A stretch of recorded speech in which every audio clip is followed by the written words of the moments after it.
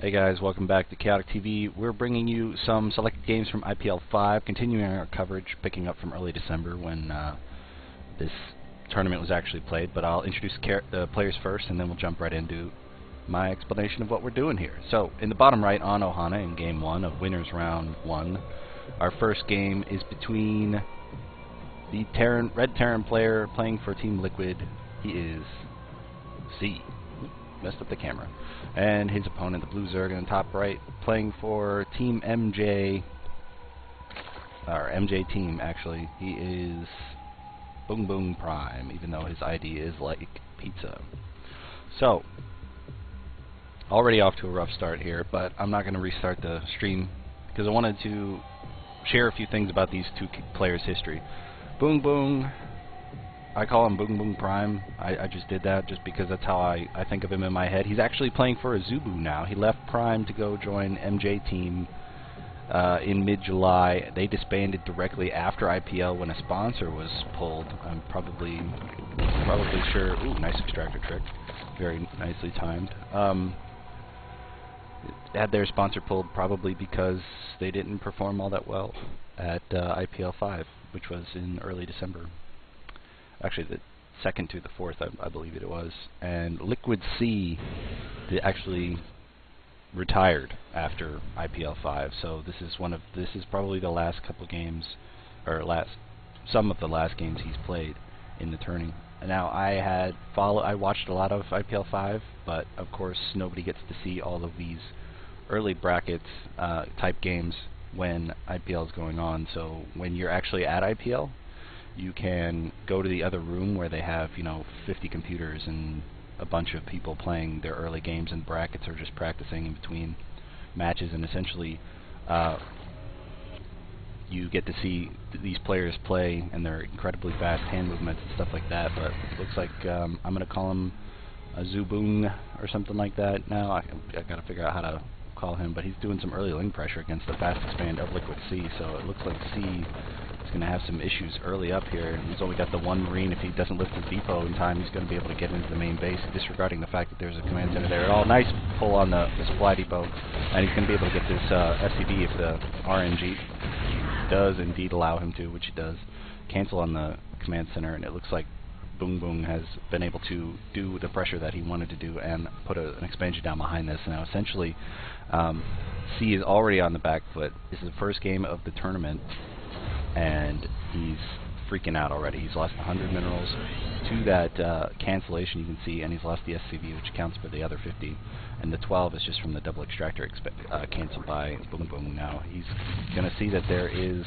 an expansion down here, C is, but it's really not anything he shouldn't have already expected. Now we do have another command center. C has not decided to go ultra defensive like a lot of players will and just stack on 2 racks behind this and go for a bunch of extra Marines or something like that. But we can see the continued pressure over here. No, there's gas on BboongBboong's side, and but he hasn't started metabolic boost yet. He's actually just started mining the gas. You can see there's only 28 has been pulled from it right now. But the Marines are going to be able to hold off this lane pressure. It's essentially a soft contain. They're not going to run up on that ramp, and the Marines aren't going to come back down. So it's really on BboongBboong's side that he's taking the severe lead in here. He's got an oversaturated, and he's going to start sending all of his drones over here. He's leaving a couple on here until he puts on that geyser, and then he can just throw 3 on there without really feeling too bad about what he's going to be doing. Some reacted Hellions are actually going to come out from C, which is probably a good idea.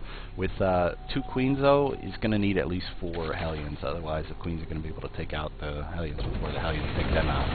And that's something really to worry about when you're going against Queens. Since they got that upgrade, you see reacted Hellions, but it's more for creep control as opposed to an actual try to run by and kill off a number of drones, because you need a whole lot of Hellions to be able to kill off drones in one blast, at least 3. With Blue Flame, it's only 2, which is a good thing. If they're not upgraded, or if Blue Flame is upgraded, +1 weapons or something like that, it's essentially going to be a real big deal for a Terran to get anything done with Hellions. They're more for doing a soft contain on the other side so he can keep the lings that were pressuring him under control, which are still not speed lings. He's just now getting that not just now, but he's just halfway through the upgrade of the speed links, and he's probably teching up into the layer, and we're going to see there was a little bit of a pause, but it's not a big deal. I don't see a baneling nest, so he's not going to Ling baneling. He's adding on a whole lot of gases right now, and maybe he's just going to do a lot of speeding pressure early on. We do see the Evo chamber for a little bit of a wall off. The Hellions are going to get in here, but they're going to be stopped right at the ramp right there by the Queen, and the Queen is just going to be able to... Great micro on the Lings, by the way, keeping the Hellions from double blasting them as through the Queen. So he was able to pull back after he killed that first Ling, and now the Hellions are just going to go to the Zelnaga Watchtower and see what's up. Now he's bringing more and more Hellions across the map, and if he doesn't do any damage with these, this is a big investment that's really not such a great investment if you don't get anything done with them. Great Spire coming in from BboongBboong, and he may just skip banelings altogether, go for a Ling Muta push, timing attack at about 14 minutes maybe. Depends on how long it takes him to get up the gas that he needs for all of the Mutalisks, and how much energy he invests, how much minerals he invests in putting a lot more Lings on the ground.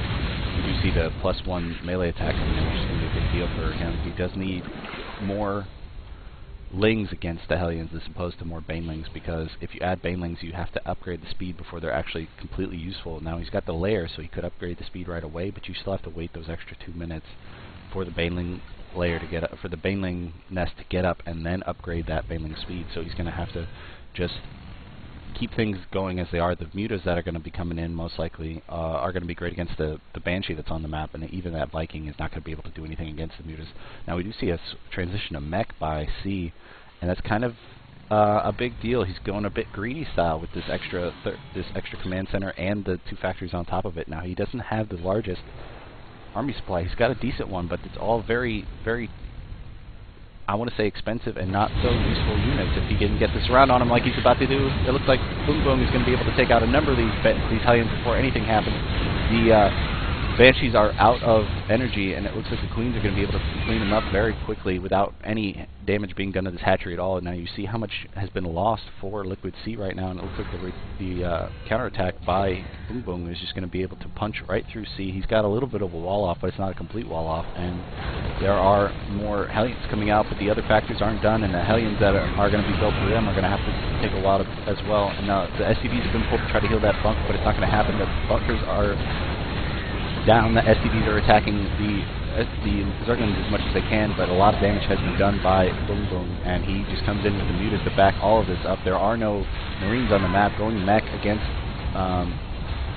mutas does seem like the thing to do, especially when Thors are so great against a pack of mutas, but when you have nothing to shoot up at them in the meantime, it's really going to be an issue. Now look how much supply he's killing off with all of these SCVs, and he's going to be able to wipe out this entire mineral line without any real trouble. He's just reinforcing with Lings from across the map. That Viking goes down, and there is the end of the AA, and that is the end of the game. BboongBboong from Azubu, taking Game 1 from Liquid Sea in Winners Round 1 of IPL5. We're going to bring you Game 2 in just a second on Chaotic TV. Thanks for watching. Cheers.